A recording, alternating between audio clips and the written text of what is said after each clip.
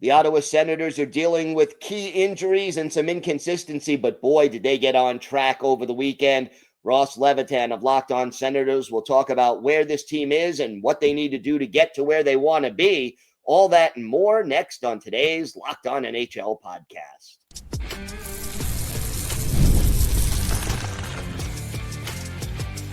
You're Locked On NHL, your daily podcast on the National Hockey League. Part of the Locked On Podcast Network, your team every day. Gil Martin here. Welcome, everybody, to today's episode of the Locked On NHL podcast, part of the Locked On Podcast Network, your team every day. I want to thank everyone who makes Locked On NHL your first listen every day. Don't forget to subscribe on YouTube or wherever you listen to podcasts so you never miss an episode. Today's episode is brought to you by FanDuel. Download the FanDuel app now by visiting FanDuel.com and win $300 in bonus bets if your first $5 bet wins.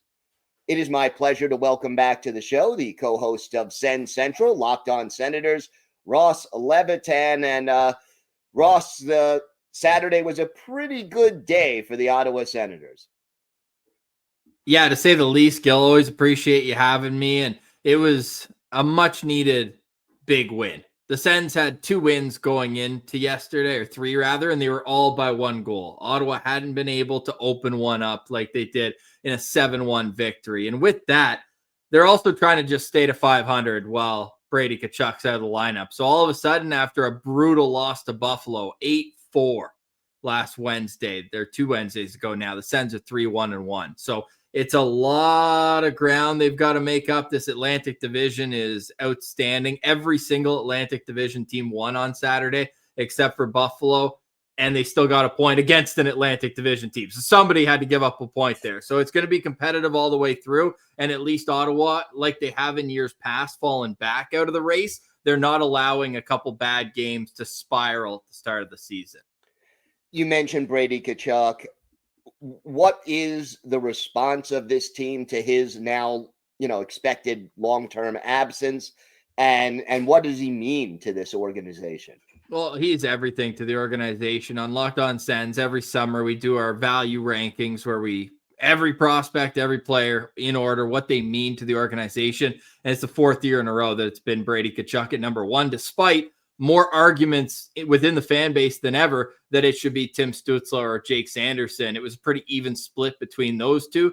But again, Brady reigns supreme, not only because he's a perennial 30-goal scorer and has that knack for stepping up in the biggest moments, but he's also the heartbeat of the team leadership-wise. So with him out of the lineup, these other young kids are going to have to step up and be that, like you see Sanderson wears an A, Stützle wears an A. They kind of rotate between the two. But something that general manager Steve Staios did a really good job since coming into the role that he's in now is bring in veterans to support the younger players. Michael Amadio and David Perron, most notably up front, have done a really good job of kind of lowering the heart rate, I would say, at those tough moments in games. So that's one thing. But the other thing is just the straight up production you're losing with Brady Tkachuk out of the lineup. And they've had a lot of goals scored down the middle of the ice. Just Dylan Cousins and Shane Pinto have scored 45% of the Sens' total goals this season. Your second and your third line center on paper. So I think they've done a really good job of,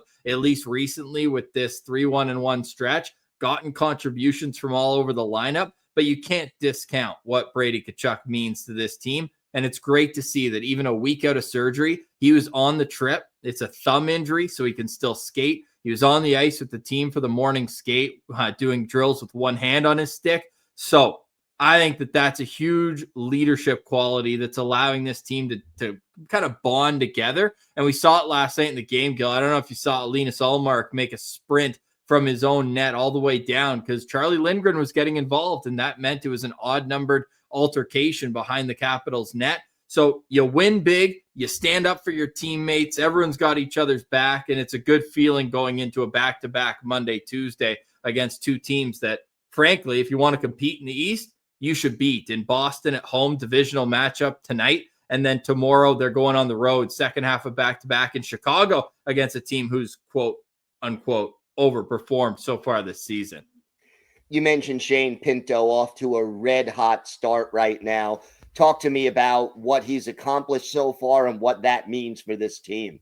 Yeah, well, a Long Island kid who's gone through so much adversity through his young NHL career. Everyone knows about the 41 game suspension that he served. There was nothing nefarious about it. It was just bad decision in terms of where he was like there's no betting on hockey. Otherwise, the suspension would have obviously been way worse. So tough situation. The team supported him through that, made sure that he got back, gave him a league minimum contract just to play the season. He did really well when he came back. Then last year, exceedingly just developed into this player that you could trust against the other team's top line, but then would produce offense himself. This year, I don't think he's going to score 90 goals like he's on pace for, but I do think that he is still stepping up into the player we're going to see in 2-3 years when he's really in his prime. So I think you can't say enough good things about what he does away from the puck, giving him opportunity to play in these great roles where even though he would be listed as the third line center, he'd play the most minutes or the second most minutes of any forward on the team. So ironically, it's kind of funny because last year the whole story was that he wasn't getting power play time. He wanted power play time, but they said, we need you in a defensive role. Well, this season he has, and yet all 8 of his goals have been scored at even strength. He's tied for the NHL lead in goal scoring. So none of the damage has come on the power play. Dylan Cousins, the other player I mentioned, his scoring's been a lot on the power play. But to have that sequence of Stützle, one, then Cousins, Dylan, the Sens up 2. The other one scored last night too, Nick Cousins. But you got Dylan Cousins and then Shane Pinto. You're really seeing kind of the spine of this team and the wins and losses. Obviously, there's other things. Penalty kill needs to improve. Goaltending's a big story. But down the middle of the ice up front, you can really see what Ottawa's trying to build. And if those 3 hit their potential, they're going to be a tough team to match up against. You mentioned the penalty kill. You mentioned the goaltending. What does this team need to do to win consistently and compete in what you accurately described as a very tough Atlantic division? Yeah, well, last night was a good start, or Saturday night, I should say, where they went 100% on the PK. They rose their average to enough to get off the basement level with the Columbus Blue Jackets. Well, you can't have a PK in the 60s. It's not a recipe for success. So they just need to stick with the aggressive nature of their penalty kill. I find when they do have trouble, they play a diamond formation, which a lot of teams do, but the key to that is being aggressive, because if you're not, you give so much space down low on the half wall, and guys can either jam it in tight, look for a rebound, or they can walk slowly to the middle of the ice and find a lane to get a better opportunity. So it's really just been a mix of not getting a big save on the PK, but more so allowing way too much time and space. In the first few games, too, you're going up against Tampa Bay. I know they've struggled, but they've got elite offensive players. Then you have the Florida Panthers in the next game, and right after those 2 games, you've already given up 7 power play goals against. So it's been a little bit better over the last number of games, but they have to be in the top half of the league if they want to have success. And down at 28th, 29th overall, it's just not going to get it done. So, of course, you want more saves. You always do. But I think there's a lot in terms of the strategy of the PK that if they make those adjustments, I think the players are good enough on it to play their role and be a middle of the pack unit. I'm not saying they're top 5 kill, but they won't be at the bottom of the league if they can make those adjustments. And how about Ullmark? How has he looked so far, and does the team need him to step up a little bit more? Well, I think he's on the right track for sure. His first couple of games, there were some goals that you would have liked back. There were also some huge saves, and that's kind of been the tale of 2 stories of Linus Ullmark's season. The stats up until the past 2 games hadn't matched the big saves that he was making as well. So with that said, like, it was big saves and bad goals. That was the story of his season so far, and it really culminated in that game last Saturday against the New York Islanders, where Ottawa was gifted that game multiple times. You get leads in it, and they could never shut it down. And even, it's a great play by Anders Lee to push Spence off the puck, but he had no option but to just push it along the ice, and Ullmark lifted his pad. It went right through. So just a little mistake, little adjustment, and I think we would have seen better numbers already. But in his past 2 games, both wins, he's rocking a .944 save percentage. So two goals against total in one goal in each of the last 2 games against, and they're going to need him to be a top goalie if they want to have success as well. All right, Ross, why don't you tell our viewers and our listeners where they could find the podcast and where they could find you and your co-host on social media?